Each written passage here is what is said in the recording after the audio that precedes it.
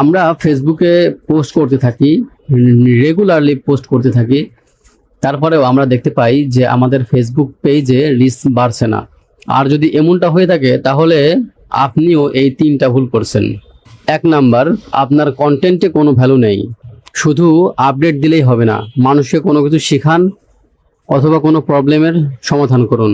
2 number, আপনার প্রথম 3 সেকেন্ডে কোনো হুক ইউজ করছেন না, আপনার ভালো কন্টেন্টগুলো মানুষ মিস করছে, না দেখে তারা স্ক্রল করে চলে যাচ্ছে।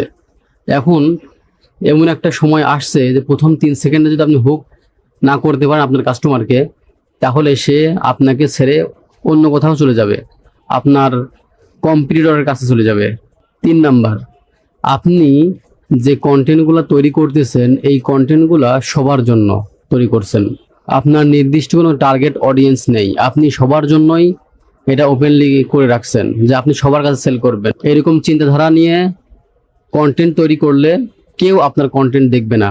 তাই কন্টেন্ট তৈরি করার সময় আপনার টার্গেট অডিয়েন্সকে ফিক্সড করুন যে আপনি কাদের কাছে সেল করতে চান অথবা কাদেরকে আপনি প্রশিক্ষণ দিতে চান, এই জায়গাটা আপনি ক্লিয়ার করুন। তা না হলে আপনি 100টা কন্টেন্ট করলেও আপনার সেল আসবে না।